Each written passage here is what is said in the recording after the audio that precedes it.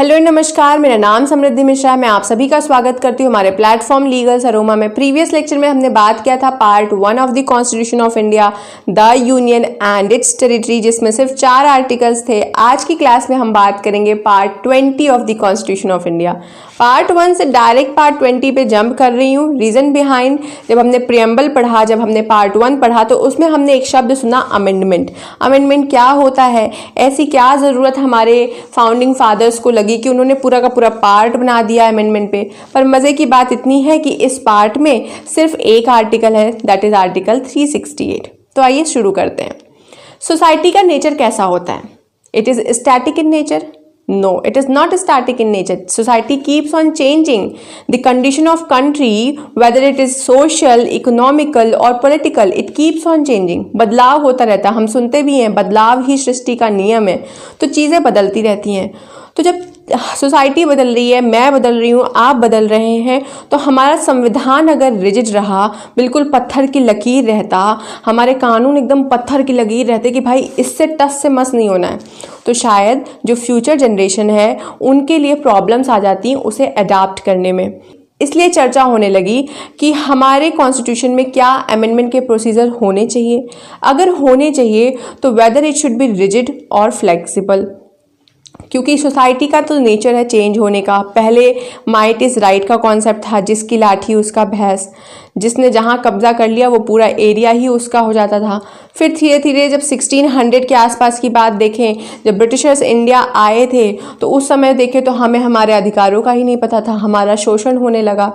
1947 के आसपास की चीज़ें देखें तो हम थोड़े जागरूक हुए, अपने स्वतंत्रता के लिए लड़े। तो सोसाइटी और सोसाइटी में रहने वाले लोग वो बदलते रहते हैं। इसलिए कानून में भी ज़रूरत है कुछ ऐसे प्रावधानों का जिसके थ्रू समय पे हम कुछ चेंजेस ला सकें हमारे कॉन्स्टिट्यूशन में। तो ये हुआ कि अमेंडमेंट का प्रोसीजर होना चाहिए। पंडित जवाहरलाल नेहरू जी का कहना था कि हम हमारे कॉन्स्टिट्यूशन को बहुत ही स्ट्रॉन्गेस्ट डॉक्यूमेंट बनाना चाहते हैं, बट विथ सर्टेन फ्लेक्सिबिलिटी। अगर कॉन्स्टिट्यूशन रिजिड बना दिए तो वो नेशन की ग्रोथ को स्टॉप कर देगा। अगर हमने किसी को इस एरिया में बांध दिया कि आपको इससे बाहर ही नहीं जाना है, तो वो बाहर नहीं जाएगा, तो उसे अपनी ग्रोथ नहीं समझ में आएगी, वो खुद को डेवलप नहीं कर पाएगा। इसलिए बात हुई कि रिजिड बनाएंगे तो नेशन की ग्रोथ रुक जाएगी। और अगर अमेंडमेंट का प्रोसीजर ही नहीं ले आए तो हो सकता है फ्यूचर जनरेशन रिवोल्ट कर दे कि इसको चेंज करो, क्योंकि हम इन प्रावधानों के साथ खुद को अडाप्ट ही नहीं कर पा रहे हैं। तो क्रांति आ सकती है, संविधान बदलने की ही बात हो सकती है। ये हुआ कि अगर प्रोविज़न ले आते हैं तो वो फ्लेक्सिबल होगा कि रिजिड होगा। अगर रिजिड प्रोविज़न रखते हैं तो नेसेसरी चेंजेस लाने में भी हालत ख़राब हो जाएगी, और अगर फ्लेक्सिबल रखते हैं तो जो रूलिंग पार्टीज़ आएंगी वो अपने अनप्रेडिक्टेबल डिज़ायर्स और आइडियाज़ के थ्रू कॉन्स्टिट्यूशन को बदलने में लग जाएंगी। तो कॉन्स्टिट्यूशन की यूनिकनेस ही खतरे में आ जाएगी। बड़ी चर्चा चल रही थी। प्रावधान लाना इसलिए भी ज़रूरी था क्योंकि पहले के सोसाइटी में हम देखते थे कि पॉकेट मारने की चीज़ें होती थी, कि किसी का पॉकेट मार दिया गया, पैसे चुरा लेते थे लोग। रोड पे भी हम देखते थे कि 100 रुपये 150 रुपये गिरे हुए मिलते थे। पर आज के डेट में ऐसा नहीं है। इस चीज़ ने due to advancement in technology cyber crime का रूप ले लिया है। तो इसलिए प्रोविजंस होने चाहिए हमारे कॉन्स्टिट्यूशन में अमेंडमेंट के, ऐसा डिसाइड हुआ। पर कंफ्यूजन आया कि रिजिड रखें या फ्लेक्सिबल रखें। बाद में जो फाउंडिंग फादर्स थे उन्होंने एक सहमति बनाई कि हम ना ही इस प्रोसीजर को रिजिड बनाएंगे ना ही फ्लेक्सिबल बनाएंगे, rather the amendment procedure will be mixture of rigidity and flexibility. कुछ ऐसे प्रोविज़न होंगे जहाँ पे अमेंडमेंट करना थोड़ा रिजिड होगा, और कुछ ऐसे प्रोविज़न्स होंगे जहाँ पे amendment procedure flexible in nature होगा। इसके थ्रू उन्होंने डिसाइड कर लिया कि अमेंडमेंट हमें इंसर्ट करना है, जो पार्ट 20 में है, और आर्टिकल 368 इसके बारे में बात करता है। अब अगर हम मेथड की बात करते हैं तो हमारे पास 2 मेथड्स हैं, फॉर्मल और informal method. Informal method of amendment की अगर बात करते हैं तो ये कॉन्स्टिट्यूशन के प्रोविजंस में चेंजेस तो ले आएगा, पर जो उसका टेक्स्ट है वो नहीं बदलेगा, सिर्फ meaning of that provision will be change. तो ये कैसे आते हैं? जुडिशियल इंटरप्रिटेशंस के थ्रू आते हैं और कॉन्स्टिट्यूशनल कन्वेंशन एंड यूसेजेस के थ्रू आते हैं। ऑल्दो ये अमेंडमेंट्स नहीं है, but still justice Kuldeep Singh ji ने कहा था supreme court on record association 1993 में कि although judicial interpretations and constitutional convention and usages are not amendment but still they are binding in nature. ये प्रोविजंस के लैंग्वेज में चेंजेस नहीं लाते हैं पर मीनिंग बदल देते हैं। एग्जाम्पल देख लीजिए आर्टिकल 21 जो बात क्या करता है, protection of life and personal liberty के बारे में। आप उसके टेक्स्ट में कोई चेंजेस नहीं देखेंगे, पर अगर हम मीनिंग की बात करें, इंटरप्रिटेशन करें उस आर्टिकल का, तो बहुत सारे चेंजेस हो चुके हैं। जैसे पर्सनल लाइफ एंड लिबर्टी में क्या क्या इंक्लूड हो गया, right to education, right to food, right to shelter, right to privacy, right to have pollution free environment, right to live with dignity, right to livelihood. ये सारे उसकी meanings हैं article 21 के। तो ये चेंजेस कहाँ से हुए हमारे कॉन्स्टिट्यूशन के प्रोविजंस में? Through judicial interpretation. रही बात कॉन्स्टिट्यूशनल कन्वेंशन एंड यूसेजेस की, तो पूरा कॉन्स्टिट्यूशन पढ़ लीजिएगा, कहीं आपको प्लानिंग कमीशन का जिक्र नहीं दिखेगा। लेकिन still we are having planning commission जिसका नाम नीति आयोग है। तो वो कहाँ से आया? कॉन्स्टिट्यूशनल कन्वेंशन एंड यूसेजेस के थ्रू। तो ये एक इनफॉर्मल मेथड है जिसके थ्रू हम अमेंडमेंट ले आते हैं, पर हम टेक्स्ट की लैंग्वेज नहीं बदलते हैं, उसकी मीनिंग में चेंजेस देखते हैं। दूसरे मेथड की जब बात करते हैं तो आता है फॉर्मल। अभी हमने पढ़ा कि हमारे फाउंडिंग फादर्स ने डिसाइड किया कि in the world of transition society जैसी आज है वैसी कल नहीं रहेगी, इसलिए अमेंडमेंट का प्रोसीजर ले आएंगे। और वो अमेंडमेंट प्रोसीजर कैसा होगा? Mixture of rigidity and flexibility. तो जो फॉर्मल मेथड है इसमें भी दो चीज़ें आती हैं, रिजिड और फ्लेक्सिबल। क्योंकि अभी हमने बात किया कि कुछ ऐसे प्रोविजंस हैं हमारे कॉन्स्टिट्यूशन में जहाँ पे अमेंडमेंट का प्रोसीजर रिजिड है, वहाँ पे बड़ी सख्ती से आपको कॉन्स्टिट्यूएंट प्रोसेस को फॉलो करना पड़ेगा। पर कुछ ऐसे प्रोविजंस भी हैं जहाँ पे हमारा अमेंडमेंट प्रोसीजर फ्लेक्सिबल है। जैसे आर्टिकल 2 और आर्टिकल 3 हमने पढ़ा था कि आर्टिकल 2 और आर्टिकल 3 के थ्रू जो भी चेंजेस लाने हैं वो ऑर्डिनरी लेजिस्लेटिव प्रोसेस के थ्रू आ जाएगा। उसमें हमें कॉन्स्टिट्यूएंट प्रोसेस को फॉलो नहीं करना, उसे हम आर्टिकल 368 में अमेंडमेंट नहीं मानते हैं। तो फ्लेक्सिबल मेथड कैसा हुआ? वो थोड़ा इजी हुआ। ब्रिटिश कॉन्स्टिट्यूशन की जब हम बात करते हैं तो वहाँ ऑर्डिनरी लेजिस्लेटिव प्रोसेस के थ्रू पूरा संविधान बदल सकते हैं। वहाँ पे ऐसा कोई डिफरेंस नहीं है कि ऑर्डिनरी लेजिस्लेटिव प्रोसेस अलग है, कॉन्स्टिट्यूएंट प्रोसेस अलग है, नहीं, वो ऑर्डिनरी लेजिस्लेशन के थ्रू संविधान में चेंजेस ला सकते हैं। जब रिजिड की बात करते हैं तो थोड़ी डिफिकल्टी होती है चेंजेस लाने में। यहाँ पे हमें एक कॉन्स्टिट्यूएंट प्रोसेस को फॉलो करना होता है, उसके थ्रू ही हम अपने कॉन्स्टिट्यूशन के प्रोविजंस में चेंजेस ले आते हैं। यहाँ पे जब फॉर्मल मेथड का अडेप्टेशन होता है इन दी अमेंडमेंट प्रोसीजर, तो यहाँ पे टेक्स्ट में भी बदलाव होता है। बात जब आती है प्रोसीजर ऑफ अमेंडमेंट की, तो मुझे बड़ा कंफ्यूजन होता था मेरे कॉलेज टाइम में कि सिंपल मेजॉरिटी क्या है, स्पेशल मेजॉरिटी क्या है, डायरेक्ट अमेंडमेंट क्यों नहीं कर देते, रेटिफिकेशन क्यों जोड़ रखा है। होता है कंफ्यूजन क्योंकि समझ ही नहीं आता है कि कहाँ सिंपल मेजॉरिटी की बात हो रही है, कहाँ स्पेशल की हो रही है, कहाँ रेटिफिकेशन की बात हो रही है। तो अब हम बात करेंगे मोड्स ऑफ अमेंडमेंट के बारे में, जो 3 तरीके के होते हैं। जब हम पूरा कॉन्स्टिट्यूशन पढ़ते हैं तब हमें पता चलता है कि मोड जो है 3 तरीके के होते हैं, लेकिन आर्टिकल 368 2 तरीके के मोड्स के बारे में बात करती है। 3 मोड्स ऑफ अमेंडमेंट हो गए तो simple majority, special majority and special majority plus ratification of state की बात होती है। प्रोसीजर क्या है कि लोकसभा या राज्यसभा में आप बिल को पेश करेंगे, वहाँ पे लोग बात करेंगे नहीं ये बिल नहीं आना चाहिए, नहीं ये बिल आना चाहिए, इस तरीके से बातें होंगी। उसके बाद ये होगा कि चलो ठीक है वोटिंग कर लेते हैं। तो वोटिंग भी हो सकता है सिंपल मेजॉरिटी से, स्पेशल मेजॉरिटी से, स्पेशल मेजॉरिटी विथ रेटिफिकेशन, मतलब बिल जैसा होगा उस हिसाब से आप वोटिंग के तरीके हमारा कॉन्स्टिट्यूशन हमें बताता है। वोट हो गया, अगर मेजॉरिटी के थ्रू दोनों हाउसेस से बिल पास हो गया तो प्रेसिडेंट साहब के पास जाता है। प्रेसिडेंट साहब बाउंड है अंडर आर्टिकल 368 की वो इस बिल को, जो भी बिल उनके पास जाएगी एसेंट के लिए, अप्रूवल के लिए, वो उसे अप्रूव कर देंगे, अपनी एसेंट दे देंगे। और जब प्रेसिडेंट साहब की एसेंट मिल जाती है तो वो बिल एक्ट बन जाता है, कॉन्स्टिट्यूशन में अमेंडमेंट हो जाता है। एक तरीके से अमेंडमेंट का प्रोसीजर यही है। अभी हम लोग बेयर एक्ट के प्रोविजंस को भी अच्छे से पढ़ेंगे। बात कर लेते हैं तीनों मोड ऑफ अमेंडमेंट के बारे में। तो सबसे पहले आता है बाय सिंपल मेजॉरिटी। तो इसको थोड़ा कैलकुलेटिव वे में समझेंगे तो आपको बहुत अच्छे से क्लैरिटी होगी कि सिंपल मेजॉरिटी बात किसकी करती है। सिंपल मेजॉरिटी को फंक्शनल एंड वर्किंग मेजॉरिटी भी कहते हैं। Article 4, article 169, article 279A, schedule 2, quorum of parliament, इन सब में जो भी अमेंडमेंट्स होते हैं वो सिंपल मेजॉरिटी के थ्रू होते हैं। अब होती क्या है सिंपल मेजॉरिटी? तो हमारे लोकसभा की टोटल स्ट्रेंथ कितनी है इस समय? 543 मेंबर्स हैं। अगर मान लीजिए 43 लोग एब्सेंट हैं जिस दिन बिल पेश हुआ लोकसभा में, और 100 लोगों ने बोल दिया कि हम इस बिल से सहमत ही नहीं है, हम वोटिंग ही नहीं करेंगे, तो अगर हम 143 को 543 में से माइनस करते तो हमारे पास कितने मेंबर्स आते हैं? 400। अब सिंपल मेजॉरिटी की बात हो रही है तो 400 है तो इसका हाफ कितना हो जाएगा? 200। मतलब 400 लोग प्रेजेंट हैं, वोट भी करेंगे, ठीक है, वो प्रेजेंट भी है, वो वोट भी करेंगे, तो सिंपल मेजॉरिटी की बात हो जाती है कम से कम हमारे पास 51% वोट होने चाहिए। मतलब कम से कम हमारे पास 201 वोट होने चाहिए ताकि ये बिल जो है लोकसभा से पास हो जाए। आई होप मैं क्लियर हूँ। लोकसभा की टोटल स्ट्रेंथ कितनी है? 543। 43 लोग उसमें से एब्सेंट हो गए हैं। 43 एब्सेंट है, 100 ने बोल दिया कि हम इस बिल से सहमत ही नहीं, हम वोट ही नहीं करेंगे, although they are present, but उसके बाद भी उन्होंने मना कर दिया। बची कितनी स्ट्रेंथ? 400। आप 143 को 543 से माइनस करेंगे तो 400 आएगा। अब 400 मेंबर्स प्रेजेंट हैं और वो वोट भी करना चाहते हैं, तो कुछ लोग उसके फेवर में वोट करेंगे और कुछ लोग उसके अगेंस्ट में वोट करेंगे। तो बिल को पास कराने के लिए हमें टोटल कितने वोट्स की ज़रूरत है? हमें टोटल 201 वोट्स की ज़रूरत होगी।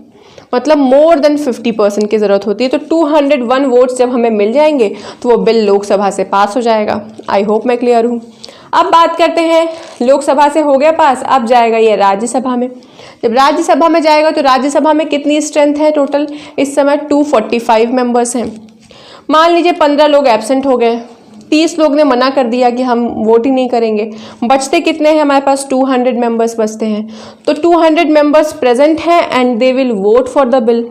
हो सकता है कुछ लोग फेवर में करें, कुछ लोग अगेंस्ट में करें। तो अगेन हमें कितने वोट्स चाहिए? हमें 101 वोट्स चाहिए उस बिल को राज्यसभा से पास कराने के लिए। तो ये होती है सिंपल मेजॉरिटी।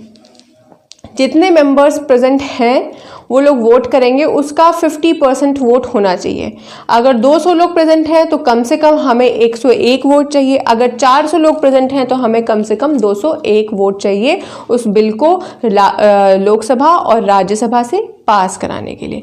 तो इसके बाद कहाँ जाएगा? प्रेसिडेंट साहब के पास जाएगा। प्रेसिडेंट साहब आर्टिकल 368 में बाउंड है इसको असेंट देने के लिए। वो असेंट देंगे, अप्रूव करेंगे, फिर वो बिल जो है वो एक्ट हो जाएगा। तो this is the amendment which is done by simple majority. Article 4, 169, 239A, schedule 2, इन सब में जो भी अमेंडमेंट्स होते हैं वो सिंपल मेजॉरिटी के थ्रू होते हैं। साथ ही सिंपल मेजॉरिटी का जो अमेंडमेंट है इसको आर्टिकल 368 के परव्यू से एक्सक्लूड किया गया है। इसे हम अमेंडमेंट नहीं मानते हैं अंडर आर्टिकल 368। आर्टिकल 4 क्या बात करता है कि जो भी चेंजेस हम आर्टिकल 2 और आर्टिकल 3 में लेकर आ रहे हैं उसे हम आर्टिकल 368 के थ्रू अमेंडमेंट नहीं कंसिडर करते। तो ये होता है सिंपल मेजॉरिटी। अब बात करेंगे स्पेशल मेजॉरिटी के बारे में। स्पेशल मेजॉरिटी को डुअल मेजॉरिटी भी कहते हैं क्योंकि यहाँ पे दो कंडीशंस की बात हो रही होती है।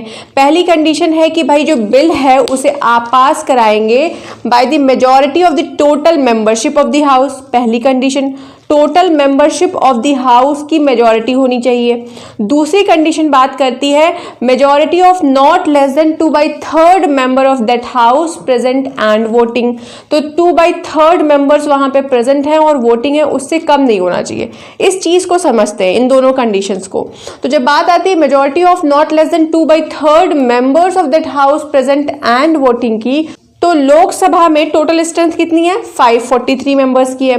43 लोगों ने मना कर दिया कि हम वोट ही नहीं देंगे, हम न्यूट्रल रहेंगे, और उसमें से 50 लोग और माइनस कर दीजिए कि वो एब्सेंट हैं उस दिन जिस दिन बिल को लोकसभा में पेश किया गया। तो बचते कितने लोग हैं? बचते हैं हमारे पास 450 मेंबर्स। अब 450 मेंबर्स में से कुछ लोग इसके फेवर में वोट करेंगे, कुछ लोग इसके अगेंस्ट में बात करेंगे। तो 450 का 2/3 कितना होता है? 300 होता है। तो 300 मेंबर्स प्रेजेंट एंड वोटिंग, मतलब हमें कम से कम 300 वोट चाहिए लोकसभा से बिल पास कराने के लिए, जब हमें स्पेशल मेजॉरिटी या डुअल मेजॉरिटी की बात करते हैं। ये तो पहली कंडीशन आपको फुलफिल करनी पड़ेगी, not less than 2/3 member of that house. तो दूसरी कंडीशन बात करते हैं majority of the total membership of the house. तो टोटल मेंबर्स कितने हैं हमारे लोकसभा में? 543 हैं। 543 को 2 से डिवाइड करेंगे तो कितना होगा? 271.5। तो 0.5 तो ऐसा तो होता नहीं कि आधा, एक मेंबर आधा हाँ करेगा आधा ना करेगा। तो टोटल कितना हुआ? राउंड ऑफ करेंगे 272 वोट्स। तो 272 वोट्स से ज़्यादा चाहिए और जितने लोग उसमें प्रेजेंट हैं उनका 2/3 मेंबर्स प्रेजेंट एंड वोटिंग चाहिए। मतलब 272 वोट से ज़्यादा होना चाहिए और करीब करीब जितने भी मेंबर्स प्रेजेंट हैं उनका 2/3 निकाल लीजिए तो 300। तो अगर इतने वोट्स मिल गए तो हमारा बिल लोकसभा से पास हो जाता है। ये स्पेशल मेजॉरिटी की बात कर रहे हैं। वही बात राज्यसभा में भी कर लेते हैं। टोटल सीट कितनी है? 245 है। 15 लोगों ने मना कर दिया, 30 लोग एब्सेंट हो गए, तो बचे कितने? 200 मेंबर्स बचे। तो 200 का 2/3 कितना होगा? 134 होगा। तो 134 वोट्स हमें कम से कम चाहिए। साथ ही जब हम बात करते हैं majority of the total membership of that house, तो टोटल मेंबरशिप कितनी की मेजॉरिटी की बात कर रहे हैं? तो टोटल मेंबरशिप 245 है। 2 से डिवाइड करेंगे तो 125। तो 125 वोट से अधिक चाहिए जब हम बात कर रहे हैं राज्यसभा से अपने बिल को पास कराने के लिए। तो ये है स्पेशल मेजॉरिटी के बारे में बातें। मैक्सिमम अमेंडमेंट यहीं से होते हैं। जो अभी हमने सिंपल मेजॉरिटी में बात किया उन आर्टिकल्स, उन प्रोविजंस को छोड़ दो, और जो अभी हम स्पेशल मेजॉरिटी विथ रेटिफिकेशन की बात करेंगे इसको छोड़ दो। तो सारे अमेंडमेंट हमारे स्पेशल मेजॉरिटी के थ्रू ही होते हैं। थर्ड मोड की बात जब करते हैं तो आता है special majority plus ratification by the state. Ratification का मतलब हो गया कंसेंट देना, अपनी सहमति दे देना किसी चीज़ के लिए।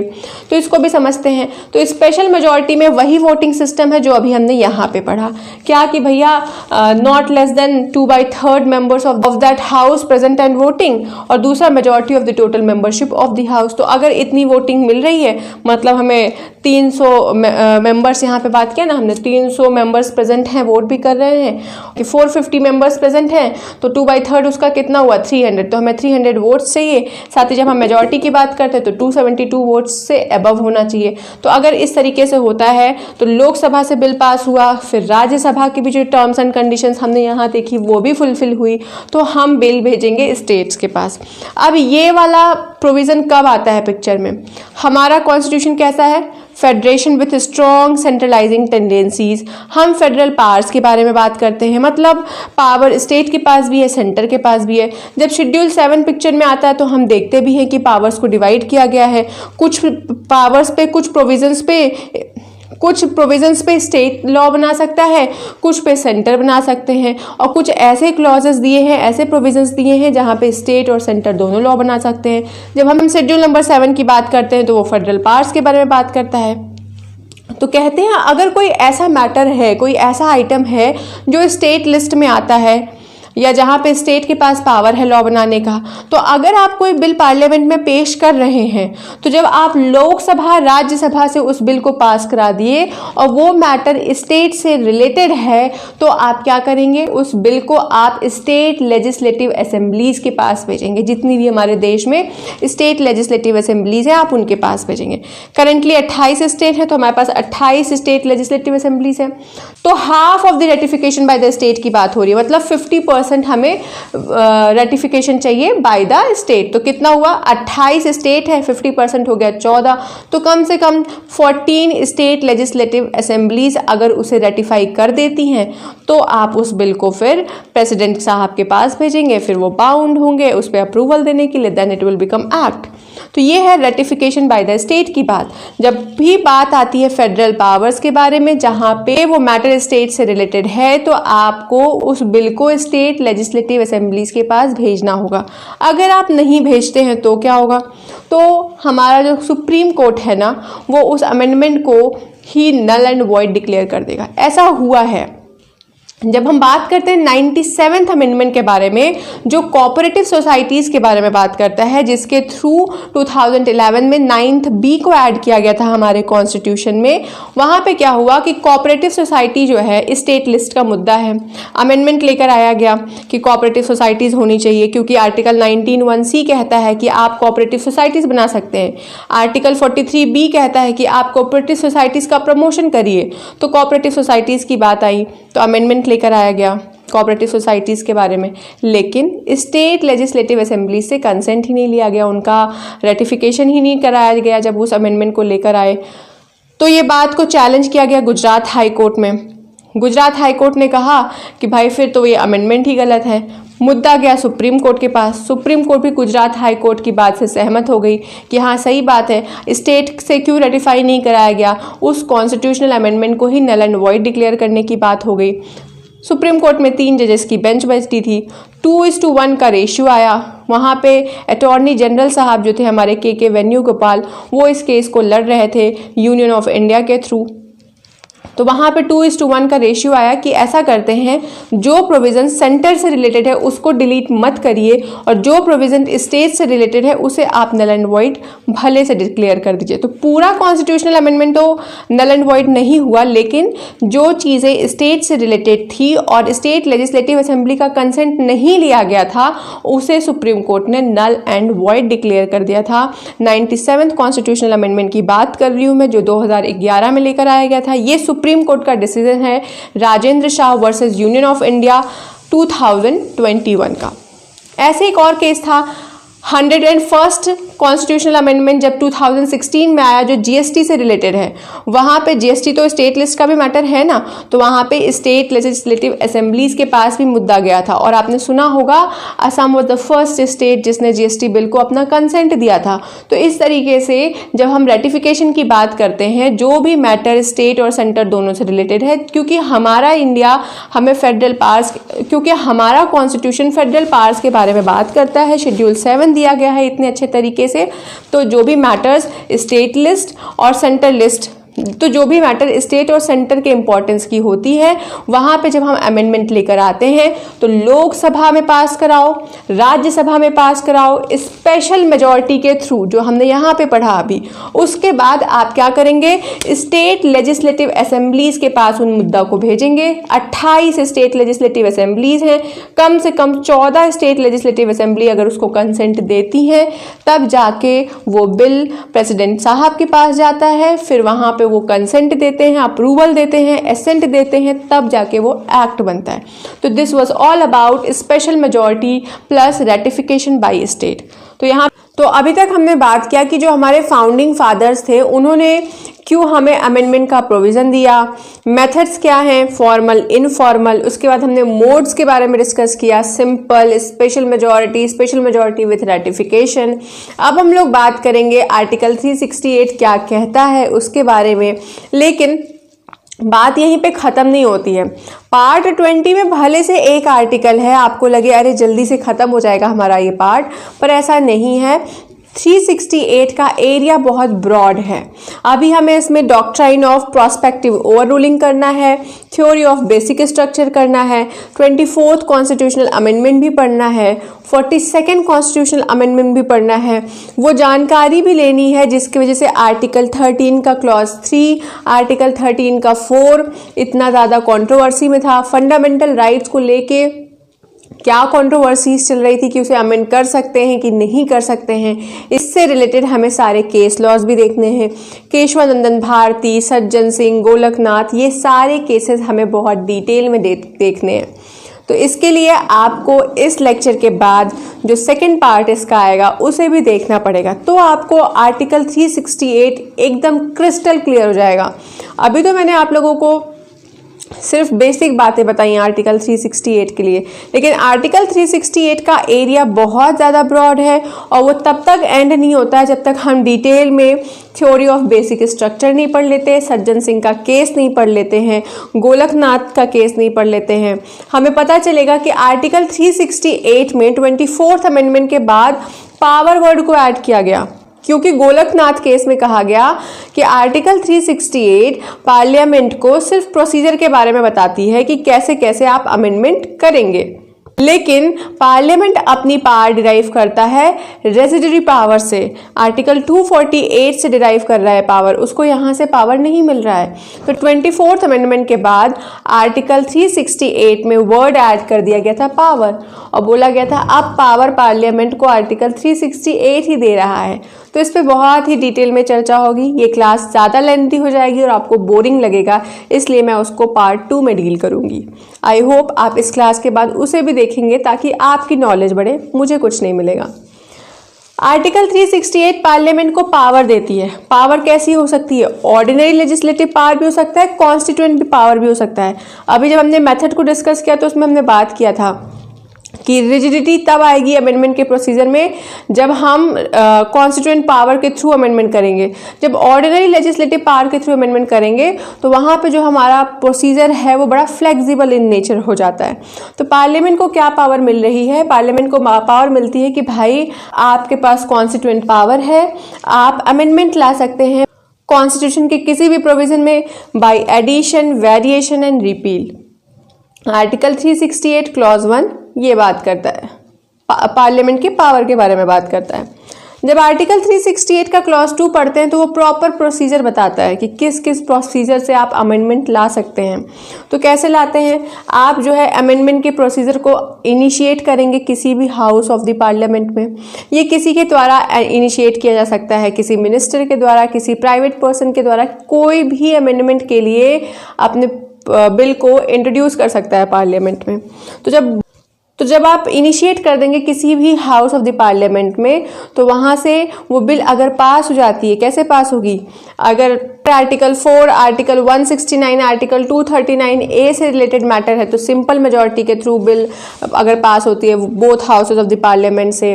और अगर हमारे पास कोई ऐसे प्रोविजंस है जहाँ पे प्रेसिडेंट की इलेक्शन की बात आ रही है, शेड्यूल नंबर 4 से रिलेटेड मैटर है, शेड्यूल नंबर 7 से रिलेटेड मैटर है, फेडरल पावर की बातें हैं जहाँ पे, या आर्टिकल 73, 162, 241 से रिलेटेड मैटर है, या आर्टिकल 368 की को ही अमेंड करने की बात कर रहे हैं, तो वहाँ पे स्पेशल मेजॉरिटी विथ रेटिफिकेशन होगा। और बाकी जितने भी अमेंडमेंट्स होते हैं वो सिर्फ स्पेशल मेजॉरिटी से होते हैं। तो क्या कह रहे हैं कि आप इनिशिएट करेंगे अमेंडमेंट के लिए bill in any house of the parliament, फिर जब दोनों हाउसेस से बिल पास हो जाती है, कैसे पास होगी? Majority of total membership of that house, ठीक, and by majority of not less than 2/3 members of the house present and voting. तो इसको अभी हमने क्या बात किया था कि ये क्या है?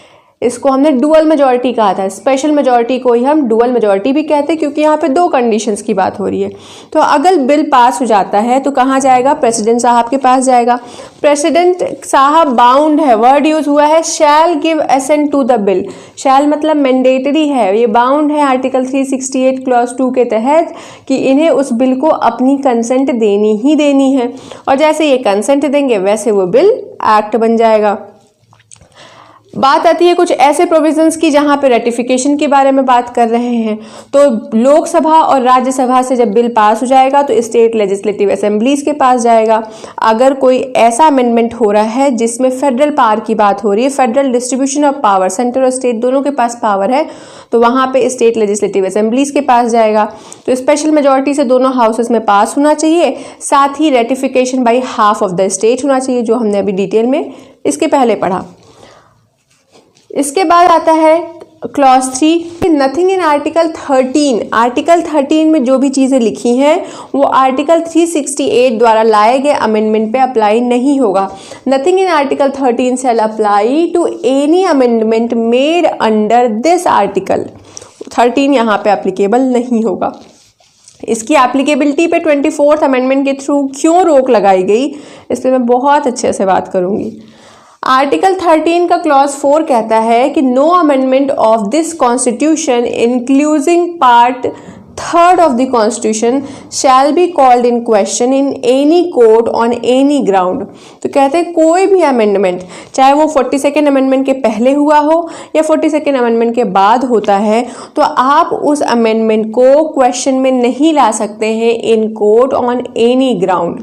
किसी भी ग्राउंड पे आप उसे कोर्ट में क्वेश्चन नहीं कर सकते हैं।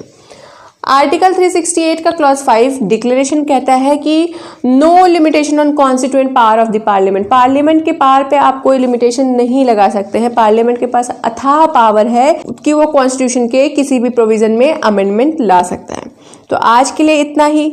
नेक्स्ट क्लास को ज़रूर से ज़रूर देखिएगा अपनी कॉन्सेप्चुअल क्लैरिटी के लिए और अपनी लीगल नॉलेज को बढ़ाने के लिए। Thank you. नमस्ते।